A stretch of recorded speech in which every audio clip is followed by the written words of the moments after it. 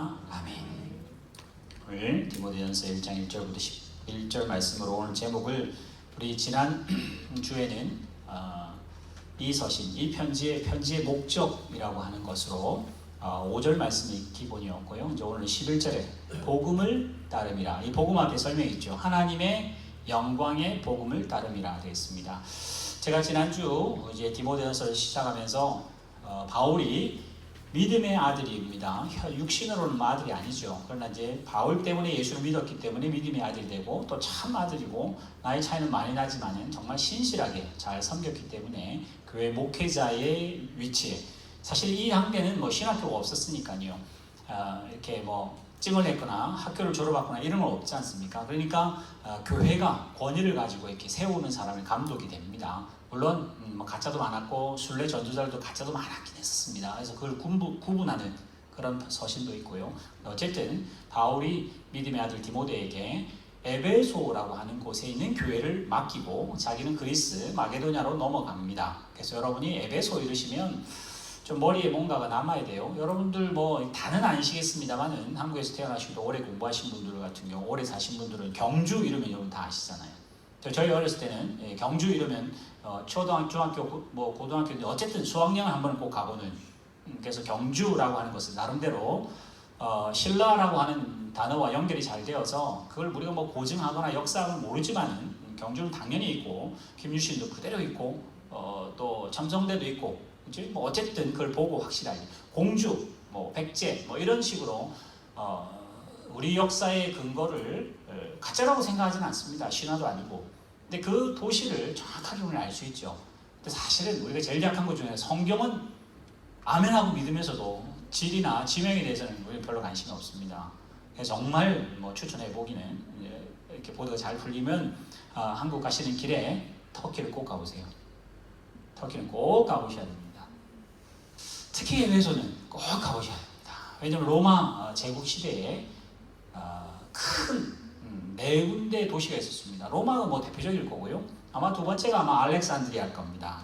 동아프리카에 있는 아마 그리고는 뭐 콘스탄티노플이겠죠. 아마 거기나 또 이런데 소아시아라고 하는 곳에서는 에베소가 네 번째 큰 도시입니다. 그러니까 4대 도시 안에 들어갑니다. 지도 한번 보여주세요. 네, 지금 있는 저 도시입니다. 사실 우리는 이렇게 말할 수 있죠. 경상도인데 밀양 이러면 경상도에 갔다가 밀양에 갔다가 따로따로 가고 이렇게 말을 하지 않습니까? 경기도인데 경기도를 들렀다가 안양을 갔다가 그렇게 안 해요. 경기도 안에 안양이 있다는 건 뭐 당연히 아는데 우리가 모르는 건 갈라디아 갔다가 에베소 갔다 이러면 그런 줄 알아요. 그게 아니고 갈라디아라고 하는 사이즈는 도 단위입니다. 우리 퀸스랜드라고 하는 그 단위가 갈라디아입니다. 그러니까 그리스로 넘어가면 데살로니가, 빌립보, 고린도에 있는 건 아가야라고 합니다.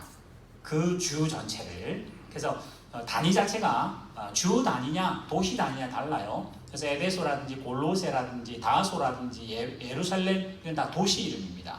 그래서 갈라디아라고 하는 지방에 그걸 또 소아시아라고 말하고요. 거기에 에베소가 이렇게 저 위치에 지금도 에페소라고 하는 이름으로 그대로 있습니다. 바울은 거기를 두고 빌립보로 넘어 거기 지금 닿을 듯 말 듯 한 데 있죠. 그 보르포스 해협이라고 하는 바로 눈앞에 보이는 그 유럽과 아시아의 경계가 있고 다리가 있는 거기로 지금 넘어 다니고 그 유럽 쪽에 이제 이스탄불이 있죠. 자, 저 에베소에 갑니다.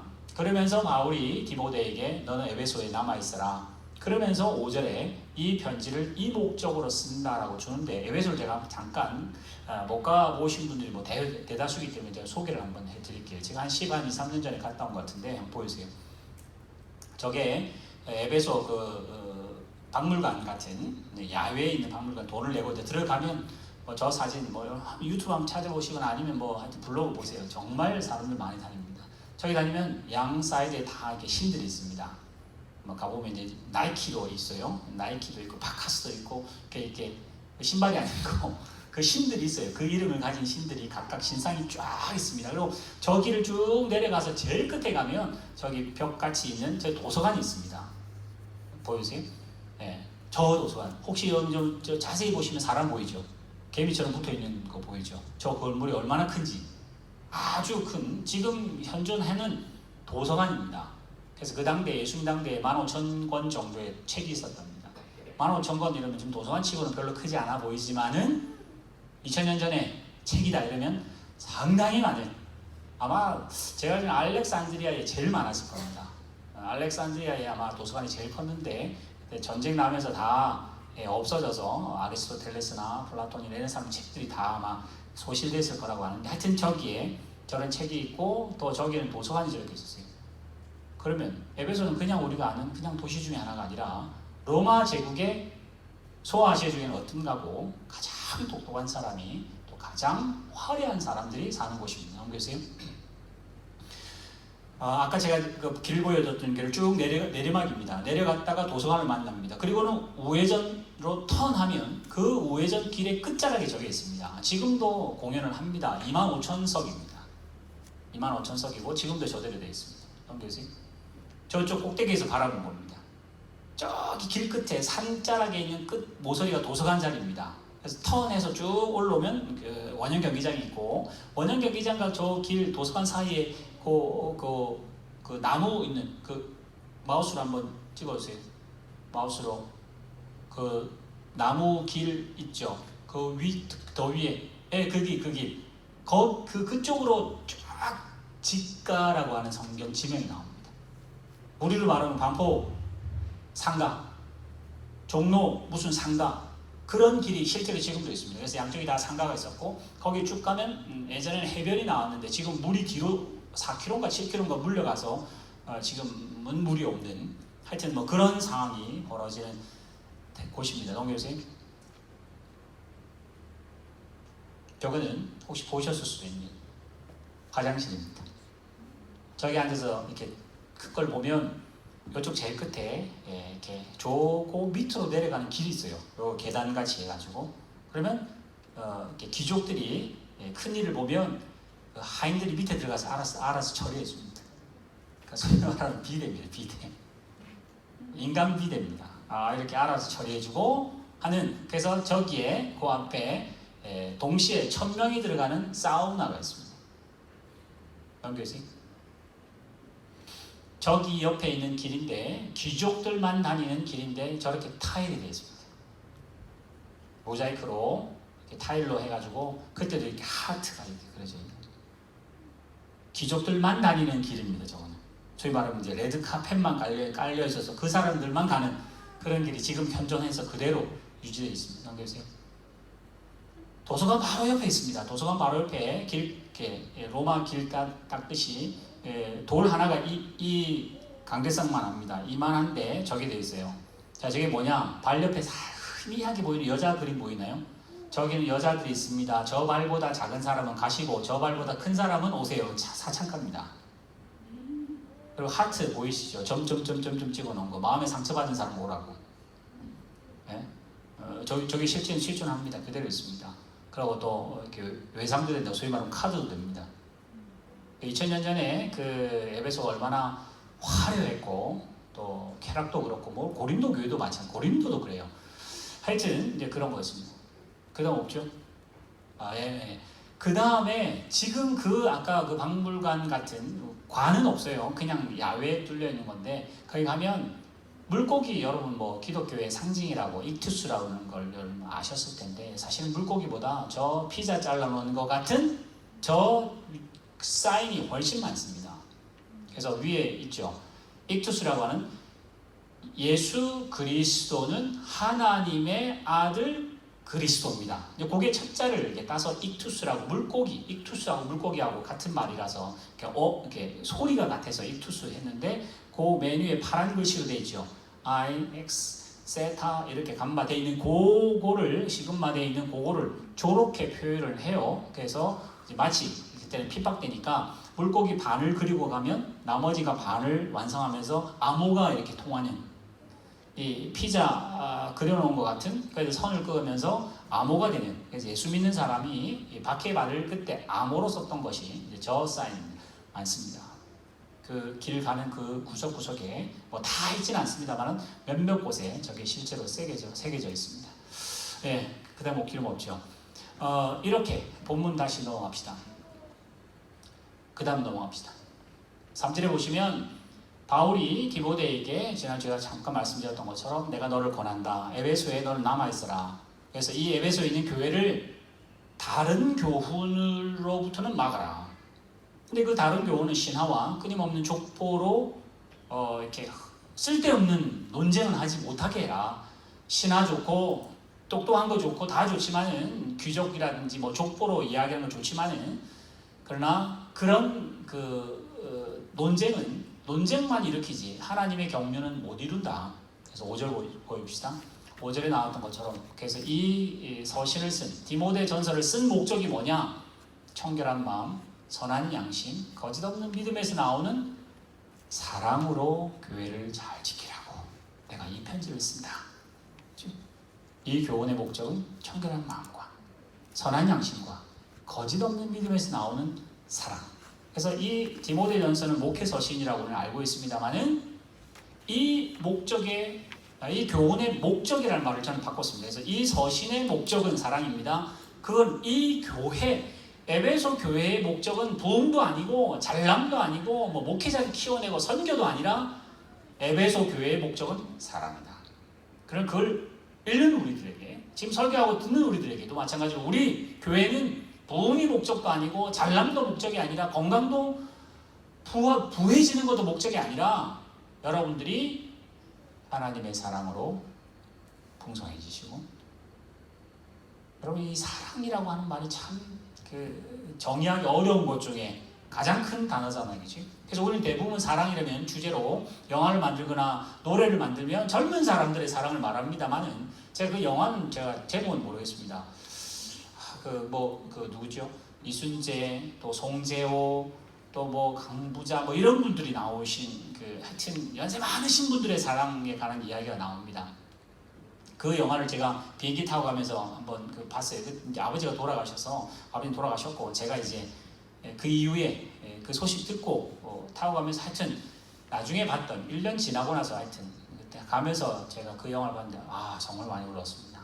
왜 그랬냐면 정말 아름답고 젊은 사람의 사랑도 굉장히 강하게 임팩트가 오지만은 사실 우리는 연세 많으신 분들은 사랑하고는 전혀 상관없이 살 것 같은 그런 착각이 있지만은 그 연세 많으신 분들의 그 정말 깊은 사랑 우리는 소위 말해서 뭐 감히 말할 수 없는 그 깊게 정말 인생 70, 80의 힘으로 썼던 그 사랑 나이 많으신 할아버지와 나이 많으신 할머니인데 둘이 그 소녀처럼 사랑하는 그 사랑도 깊은 사랑이었고 그 송재로라는 분하고 부부가 누군지 모르겠습니다. 그분은 자기들이 아프니까 치매가 들리고 이렇게 아프니까 방에다가 다 이렇게 문방지에다가 다 이렇게 테이프 발라가지고 이게 연탄가스를 해서 자녀들한테 피해를 안 주려고 뭐 그러면서 하여튼 뭐 영화가 나옵니다. 사실 사랑이라는 단어를 우리는 젊고 아름답고 예쁜 걸로 알고 또 사랑은 좋게 이렇게 포장되고 아름다운 걸로 포장되지만은 참 연세 많으신 분들의 사랑은 우리는 감당이 안 되고 모르는 사랑이고요. 그 너무나 큰 사랑입니다. 여러분의 또 아버지, 어머니가 사랑하시는 그 사랑은 우리가 그냥 얄팍한 걸로 이렇게 헤아릴 수 없는 사랑입니다. 물론 하나님의 사랑은 뭐 더 말할 것도 없고요. 그런 면에서 우리 교회가 사랑이라고 하는 것은 사랑은 예쁘고 아름다운 게 아니라 사랑은 아픈 겁니다. 아주 아픈 겁니다. 우리 유입사님 롯데 아주 좋아하잖아요. 그죠? 롯데 사랑하니까 마음이 아프잖아요. 롯데가 꼴등하면 마음이 아픕니다. 왜요? 사랑하니까. 근데 사랑 안 한다 합시다. 뭐 전혀 안 아파요. 그죠? 뭐 하나가 꼴등하든 뭐 LG가 꼴등하든 뭐 그게 뭘 중요해? 마찬가지입니다. 여러분 교회가 사랑하면요 좋을 것 같죠? 사랑하시는 분이 아픈 겁니다. 교회에 더 사랑하시는 분이 더 힘드신 거예요. 교회 주님을 사랑하고 말씀을 사랑하는 분이 더 귀찮고 힘든 겁니다. 근데 우리는 사랑 이러면 사랑받고 예쁘고 좋은 거라고 절대 그러지 않습니다. 오늘 이 바울이 말하는 이 디모데 전서를 쓰는 목적은 사랑이다. 너는 사랑 때문에 죽어야 되는 일이 벌어집니다. 이 사랑 때문에 내가 멸시를 당하고 고난을 당하는 일이 실제로 벌어지는 일들이 이 편지의 목적입니다. 교회 지도자로 서는 것이 명분이 있고 훈장을 다는 것으로가 아니라 너는 직분을 달았으니까 더 사랑해라. 너는 직분을 달았으니까 네 체면이나 자존심 뭉개버리고 더 내려가라는 거 아니에요. 여러분, 부모들이 자녀들한테 사랑한다는 표현이 뭐죠? 내가 너한테 말했는데 너 못 알아들어. 그럼 부자간에 끊자. 이렇게 안 하잖아요. 그렇지? 사랑하니까 내가 낮춰야 되죠. 계속 유치원생처럼 같이 이야기하다가 걔가 초등학교처럼 이야기하다가 이제 얘가 진리를 진리다 할 게 알 때 그 알게 하는 게 아버지의 사랑이죠. 오늘 이 디모데가 에베소 교회를 해야 될 일들이 지금 그 작업입니다. 본문 다시 5절 보여주세요. 이 편지의 목적이니까 편지로만 가지 마시고 우리 교회의 목적이 그렇습니다. 우리 교회의 목적은 제가 예전에도 말씀드렸고 여러분 절대 까먹지 마시고 우리 교회의 목적과 여러분의 목적은 교회는 여러분을 키우는 곳이지 여러분이 교회를 부흥시키는 곳이 아닙니다. 말씀드렸잖아요. 여러분이 천국 가지 교회는 천국 안 간다고요. 그럼 뭐 해야 되냐? 우리 교회를 키우거나 부흥을 위해서 기도하지 마시고 내가 예수님 닮아가는 걸 기도하셔야 되고 여러분이 더 풍성해지시고 여러분이 잘하는 속사람이 더 겉사람을 없애고 속사람이 잘하는 게 교회의 목적이어야 되는데 우리는 성도가 잘하는 거는 뭐 별로 관심 없고 교회가 잘하는 일에 내 어깨가 올라가고 우리 교회가 100명보다 1000명이 모이면 내 이름이 나는 그 교회 다닌다고 말할 수 있는 게 힘이 있을 것 같죠? 전혀 소용없습니다. 내가 안 잘하면 내가 그 사랑을 모르면 내가 그 사랑을 베풀 수 없으면 교회의 목적도 편지의 목적도 성교의 목적도 성도된 목적도 못 이룹니다. 그러니 오늘 말한 대로 이 교훈의 목적은 사랑이다. 모든 걸 다 합쳐 사랑이다. 마찬가지로 우리 교회의 목적도 사랑으로 정의되어야 됩니다. 여러분이 성도됨도 건강하기 위해 성도됐다 그럴 수 있습니다. 잘나기 위해서 성도될 수도 있습니다. 어려운 문제를 해결하기 위해서 기도하시면서 성도되신 분도 계세요. 아니면 은사를 받아서 뭐 성도가 될 수도 있어요. 그러나 이런 모든 것들이 출발은 달라도 목적은 사랑으로 가야 됩니다. 그게 율법의 완성이기도 하고 그게 예수님이 우리에게 십자가로 보여진 딱 유일한 사랑. 그래서 오늘 여기 바울이 디모데에게 그 에베소 교회는 사랑이라 하는 것으로 함께 가도록 목표를 삼으라. 그러는데 막상 여기 제일 5절에 뭐라 했죠? 믿음에서 나는 사랑이거늘 반대로 이렇게 접속사를 넘어가는데 반대로 넘어가잖아요. 사람들은 이에서 사랑에서 벗어나서 헛된 말을 한다. 이 헛되다는 말이요.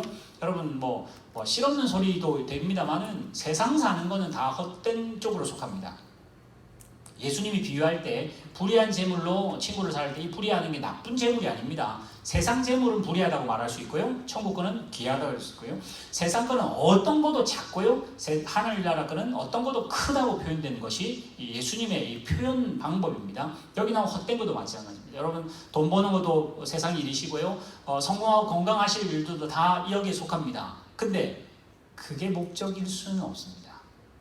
그러니까 그게 방법이고 사랑으로 목표 삼아야 됩니다. 근데 막상 사람들은 사랑은 언데간데 없고 헛된 말에 빠져서 뭐 하는지 알 보세요. 율법의 선생이 되려고 해요. 율법의 선생. 그래서 제가 전에 말씀드렸던 것처럼 율법의 선생이 되는 것은 보신 대로 8절에 율법이 잘못된 거 아니다. 율법은 지키면 좋은 거다. 근데 그 사람들이 율법의 선생 되는 거 넘겨주세요. 9절. 율법은 옳은 사람을 위해서 쓰는 거 아니다. 율법은 나쁜 사람을 위해서 쓰는 거다. 그래서 제가 교통법규 말씀드렸죠. 교통법규는 경찰이 여기 딱 서 있답시다. 제가 적법하고요. 적법한 속도로 달리면요. 경찰은 있으나 마나 마네킹같이 존재감이 없습니다. 근데 제가 불법하는 순간 경찰은 나를 저지하는 사람이고 굉장히 큰 강권력으로 우리에게 뭔가 이렇게 제재를 하죠. 율법이 그렇다는 거예요. 율법이. 내가 하나님의 은혜 가운데 있으면 그 법은 발휘가 안 됩니다. 근데 막상 이 유대인들, 특히 바리새인과 이 교회를 힘들게 하는 사람들이 어떻게 하느냐? 율법 아는 거, 소위 말하는 교통법규 아는 걸로 자랑질을 한다는 거예요. 교통법규 아는 걸로 자기는 뭔가가 대단한 것처럼 안다. 교통법규 지키는 사람은 아무짝에 쓸모없는 일인데 오늘 여기 지금 예수님께서 교만입니다. 교만. 이 율법 선생이 되려고 하는 사람은 뭐죠? 자기는 안 지키면서 이 법이라고 좀 재단만 하죠. 너 그렇게 믿으면 안 돼. 왜 이렇게 믿어? 왜 그게 안 되지? 이렇게 열심히 기도해야지.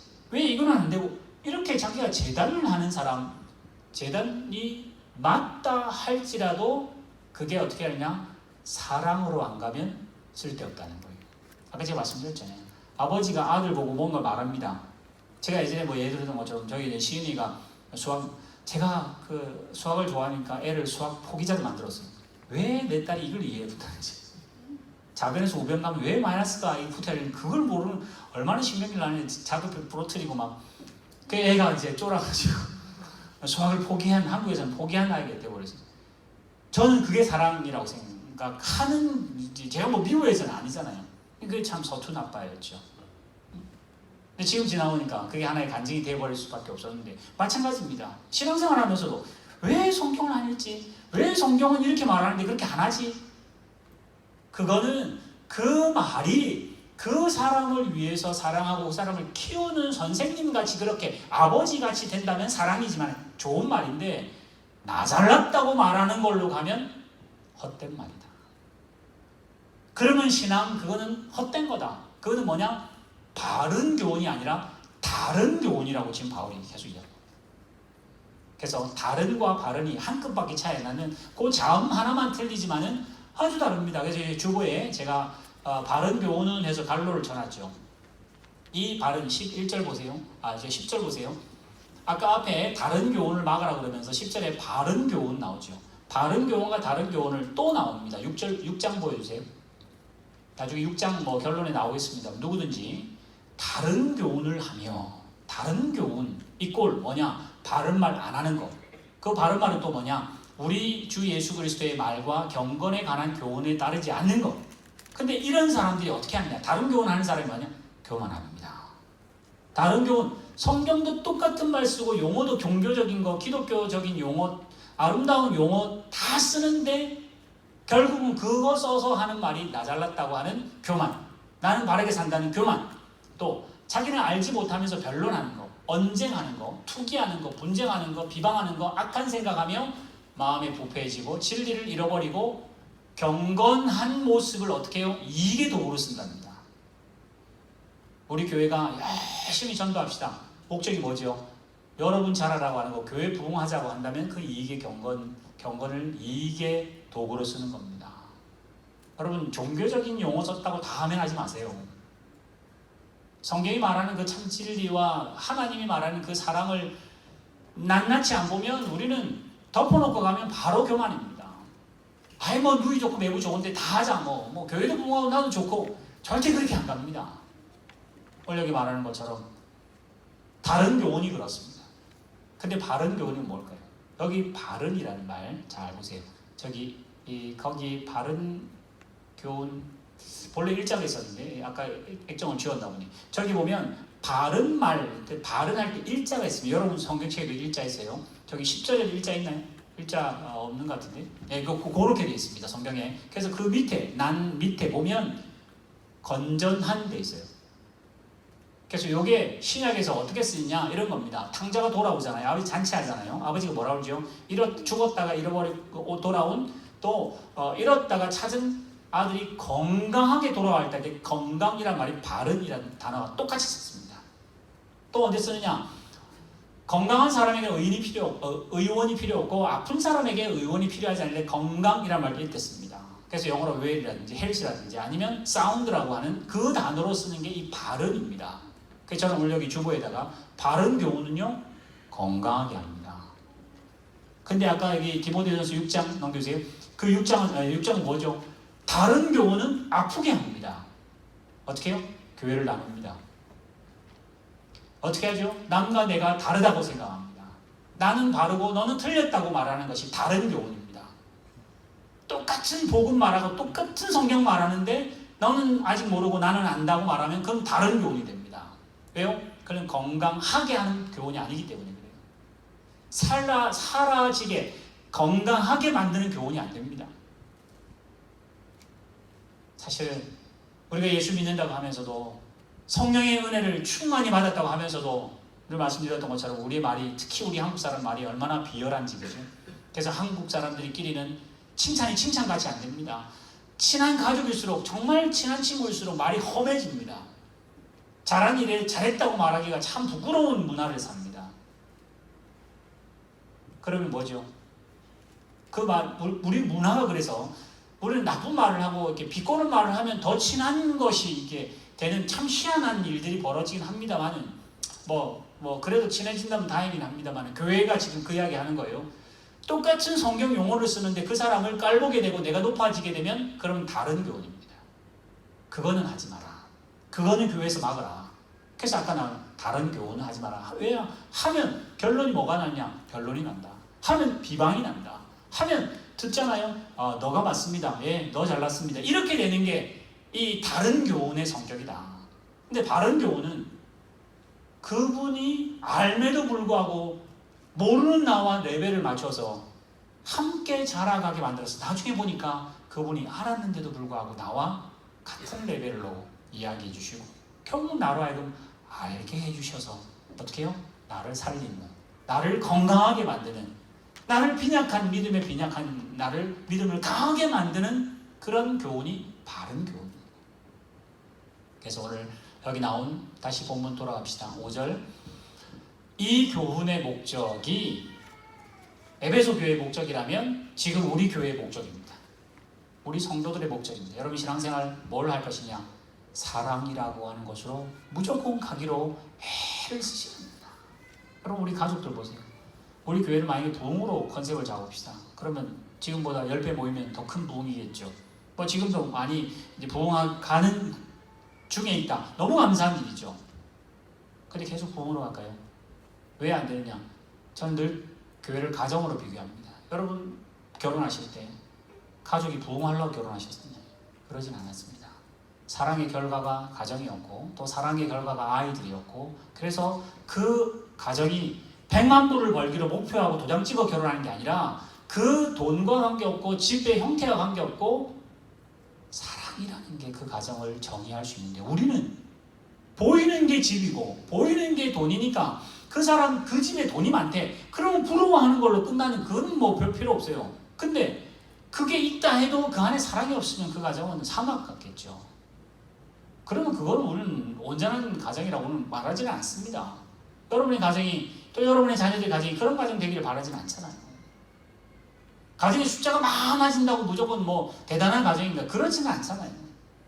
여기 말하는 것처럼 이 교훈의 목적이 정결한 마음과 선한 양심과 믿음에서 나오는 사랑이어야 하는 것처럼 우리의 신앙도 업적이거나 우리의 어떤 훈장이거나 선교의 어떤 큰 성과거나 그게 아니라 여러분이 어제보다 오늘 더 사랑하셔야 돼요. 어제보다 오늘 또 다른 사람을 더 배려하셔야 돼요. 예수님의 사랑, 하나님의 그 완전한 사랑에 조금이라도 더 가까이 가는 게 성도의 목적이고 우리 교회의 목적이어야 의미가 있어집니다. 그래야 사랑하는 성도, 가족끼리 모여서 가정을 세우고 가정을 세우다 보니 가문이 쓰고 그 가문을 통해서 주위 사람들이 은혜를 받고 이게 가능하지. 우리 가정은 100만 불, 1000만 불이 목표야 그렇게 가지는 않잖아요. 오늘 우리 교회도 마찬가지입니다. 성도 한 사람 한 사람이 사랑하시는 것이 여러분들의 목표고 또 우리의 타겟입니다. 근데 그 목표로 가는 그 일에 11절 보이세요? 이 교훈의 목적은 사랑인데 그 사랑으로 가는 그곳에는 복음을 따라간다. 복음만 따라간다. 복음의 길로만 간다는 거예요. 지금 바울이 말하는 거예요. 사랑하기 위해서 이 방법 저 방법 다 된다가 아니라 하나님의 사랑, 그 정결한 그 양심과 선한 양심과 정결한 마음과 그 믿음에서 나오는 사랑은 뭘로만 되느냐? 하나님의 영광의 복음을 따라갈 뿐이다. 그래서 아까 말했던 것처럼 복음도 이익의 도구가 되면 아닙니다. 복음도 내 어떤 그 자존심을 드러내는 걸로 우리 교회의 잘함을 보여주는 걸로 가면 그것도 아닙니다. 복음을 따라 사랑으로 가자가 바울이 쓰고 싶은 거예요. 그래서 교회의 직분자가 필요했고 그래서 교회의 조직이 필요했고 그래서 교회의 섬김이 필요해서 그래서 가야 된다. 그래서 6장으로 나중에 넘어가면 그래서 교만한 사람, 경건을 이익으로 쓰는 사람은 돈이 일만하게 뿌리가 된다. 그러면서 뒤에 이제 말이 나오거든요. 오늘 우리 교회에 제가 여기 제목을 복음을 따름이라 했던 우리가 복음이라는 단어 제가 다음 시간 넘겨서 이제 넘어가겠습니다. 복음은 사실 로마서에 나오는 그 아주 큰 그걸 설명해도 다 못하는 복음이기 때문에 다 말할 수는 없습니다만은 복음이라는 걸 여러분 너무 간단하게 말하면 예수가 우리를 아까 우리 교동문 읽었던 것처럼 하나님이 우리를 사랑해서 독생자를 보내셔서 우리를 위해서 대신 죽으시고 우리는 살아가는 게 복음이라고 했잖아요. 근데 대부분 우리가 조금만 잘못하면 늘 복음 이야기하면서 뭐 하냐면 열심히 믿으라고 그러세요. 여러분에게 뭔가를 자꾸 강요를 하려고 하는 건 복음 아니라고 생각하십시오. 예를 들면 이겁니다. 시체가 있습니다. 제가 살릴 복음이 있습니다. 살릴 능력이 있어요. 그래서 시체 보고 하는 말입니다. 너 눈 2번만 깜빡깜빡하면 내가 복음 줄게. 너 시체에게 손가락만 까딱 해주면 내가 오케이라는 사인으로 알고 내가 너를 그렇게는 안 되는 것처럼 우리는 시체였습니다. 뭐죠? 살려놓고 반응하라고 하는 거예요. 근데 우리는 내가 반응하면 뭔가 줄 것 같아요. 절대 그런 복음은 그런 잘못된 겁니다. 내가 열심히 하고 더 열심히 하는 걸요 살려놓아서 보니 내가 열심히 살아야 되겠다 해서 여러분 보고 성경이 율법을 주고 열심히 하라고 하는 거지, 내가 믿사오니 하니까 복음이 오고 그러지는 않습니다. 만약에 그렇게 말하면 다 다른 교훈입니다. 다 다른 목적이 있습니다. 복음을 알고 내가 구원받았다는 걸 알 수 있는 방법이 딱 하나 성경이 나오는데 그겁니다. 요한복음 9장에 나오는 나면서부터 소경된 사람인데 예수님이 실로암 가서 눈을 뜨게 했었어요. 그래서 막 논쟁이 붙는 가운데 장님이 뭐라고 말을 하냐면 다른 거는 모르겠다. 예수가 누군지도 나는 모르겠다. 근데 한 가지 아는 게 이게 예전에는 못 봤는데 지금은 본다는 건 확실히 안다. 여러분의 지금 복음과 구원에 관한 증거는 방언을 하시거나 뭐 치유 연세가 있거나 예배를 잘 드리시는 게 여러분을 구원받은 흔적이 아니에요. 뭐냐? 복음의 말씀에 반응한다는 거예요. 거부를 해도 반응하신다는 거예요. 그 말씀이 내 양심을 찌른다는 거예요. 소위 말하면 감각이 있다는 겁니다. 근데 이제 더 잘하는 사람은 뭐죠? 감각이 아니라 순종하시겠죠. 지금은 시체에서 이제 눈은 생명은 들어갔기 때문에 아직까지 잘 못 움직여요. 그러면 아무 반응도 아무 일도 못 하겠죠. 사람이 있지만은. 근데 이제 다시 힘을 얻어서 하나님의 일을 잘하는 사람은 좋은 일꾼이죠. 근데 우리는 거꾸로 일을 잘하면 하나님 구원 주시는 것처럼 절대 기브앤테이크는 아닙니다. 그래서 복음. 그래서 여러분이 하신 것 없는 기쁜 소식. 여러분은 그냥 태어난 기쁜 소식. 그래서 요한일서 5장 1절에 하나님에게서 여러분 그냥 태어나신 거예요. 그래서 어떻게 해야 되냐? 여러분은 자랑 못합니다. 여러분 열심히 믿는 것도 자랑 못하고 내가 열심히 못 믿는 것도 뭐 핑계치 못하는. 그래서 믿음은 구원은 하나님이 거저하십니다. 거저. 그래서 여러분이 이 복음이라는 단어 물론 이제 좀 더 이제 앞으로 계속 들어가겠습니다만 복음이라는 단어를 떠올릴 때마다 은혜여야 되고 나를 살린 것에 감사하셔야 되고 그래서 그 복음을 따라 내가 받은 생명 때문에 따라가는데 어떻게 하느냐? 사랑이라는 목표로 여러분 사랑을 어릴 때는 사랑을 유치하게 사랑하다가 이제 청년같이 사랑하다가 뜨겁게 사랑하다가 성숙되게 사랑하는 내가 죽어도 너를 살리는 그런 어머니 아버지의 사랑으로 여러분들이 자라가셔야 하는 것이 이 디모데에게 맡긴 교회 우리 화성교회가 그걸로 살아야 합니다. 그래서 저는 이제 결론으로 예를 이렇게 들면 좋겠습니다. 여러분 골프에 보면 4번에 집어넣으라고 했으면 4번에 딱 집어넣으면 파라고 합니다. 파. 3번에 집어넣으면 뭐라고 그러죠? 버디라고 합니다. 버디. 새라고 합니다. 2번에 집어넣으면 이글이라고 합니다. 새 이름을 붙여요. 한 번에 집어넣으면 홀런이라고 안 그러고 홀런이지 이제 한 마리 들고 홀런이니까. 근데 3개를 줄이면 알바트로스라고 합니다. 알바트로스라는 새가 있는데 그 새는 한 번 날면 5,000km를 납니다. 새가. 그래서 우리나라 말은 신천옹이라고 부릅니다. 그럼 5,000km면 여기서 퍼스까지 소위 말하면 호주를 이 대륙을 횡단할 만한 그 거리로 갑니다. 여러분 철새 같은 경우 에베레스트를 어떻게 넘을까요? 그거 올라가면 새가 죽을 것 같은데 거의 10km 다 올라가는데. 그러니까 그것처럼 그 알바트로스라고 하는 그 새 여러분 뭐 아실 필요 없습니다만 제가 왜 새 이야기 드냐면 마치 우리는 복음을 오해하면 종교로 이야기하고 다른 교훈을 받으면 우리는 마치 이렇게 합니다. 하나님, 제가 지금은 비행기를 일반석밖에 못합니다. 이코노미 타니까 제가 열심히 기도하고 열심히 할 테니까 이코노미 말고 1등석으로 올려주세요. 신앙생활 열심히 할 여러분을 하나님께서 비행기의 그레이드를 올려주는 걸로, 등급을 올려주는 걸로 생각하시면 그건 다른 교훈입니다. 여러분 하나님 어떻게 했냐? 날개를 달아서 날 수 있게 만드셨어요. 여러분 존재가 다릅니다. 이제 여러분 얼마만큼 훈련해서 잘 나느냐는 여러분 이제 책임이시겠습니다만, 여러분을 1등석에서 이렇게 초등급으로 올려가는 걸로 신앙생활은 다른 복음입니다. 다른 교훈입니다. 하나님은 여러분을 날 수 있게 존재를 바꿔놨어요.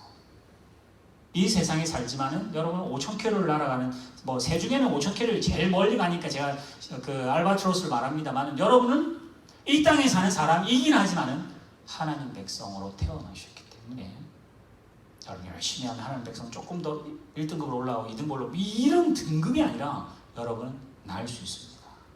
존재를 바꿔놓으셨어요. 그러면 뛰어다니는 사람하고는 다른 존재로 사셔야 돼요. 뛰어다니는 사람은 그 버는 게 목적으로 살고 돈이 목적으로 산다면 우리는 돈을 방법 삼아 여러분 날아가셔야 돼요. 그 뛰어다니는 사람은 우리를 인정 안 하겠죠, 세상에서는. 그게 또 복음에 대한 핍박일 수도 있겠습니다만, 복음은 여러분을 존재를 바꿔놓으신 겁니다. 그럼 존재 바꿔놓으면 안 아플까요? 아니요, 아픕니다. 존재를 바꿔놓으면 뭔가 기도하면 확 일이 될까요? 안 될 수 있습니다. 그러나 뭐있죠? 나의 속사람은 바뀌어있어요. 내가 존재가 남의 비행기를 타야 될, 돈을 열심히 벌어 좋은 비행기를 타야 될 여러분이 아니라 여러분 존재 자체가 하나님의 자녀이시고 하나님은 여러분을 날게 만드셨다. 정말 존재가 다르다. 라는 명예, 그런 자존감, 그런 은혜로 바울이 목숨 다하여 복음을 위해 살았고 부끄러워하지 않았고 빚진 자로 그 날아가는 것을 보여준 것처럼 이제 우리 교회도, 우리 성도 한 사람 한 사람도 부흥을 위해서, 성공을 위해서 교회가 필요하거나 신앙이 필요한 게 아니라 여러분의 훨훨 5,000km 아니라 5만 km 아니라 더 많은 곳으로 하늘나라까지 날아가시는 여러분들, 또 그 사랑을 향해서 함께 날아가는 여러분 되시길 주님을 축원합니다. 기도하겠습니다. 살아계신 하나님 아버지, 오늘 바울이 디모데에게 편지를 하며 에베소 교회를 어떻게 세우라고 일러줍니다.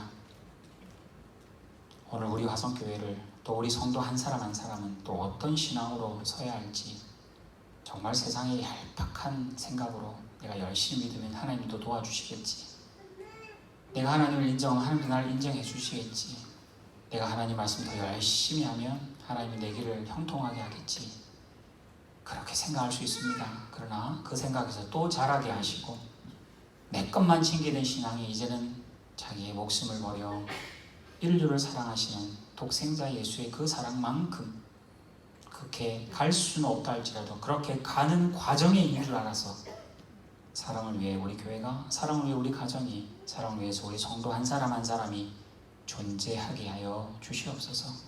우리 인생의 존재가 너무나 가볍지만은 하나님의 자녀라는 존재로 사는 것은 세상이 감당할 수 없는 무거움인 줄 저희들은 잘 알아서 주어지는 순간순간 하나님의 자녀로 최선을 다하며 또 어제보다 오늘 더 사랑하고 오늘보다 내일 더 사랑에 가까워지는 우리 성도를 되게 하실 줄 믿사오며 예수님의 이름으로 기도드리옵나이다. 아멘.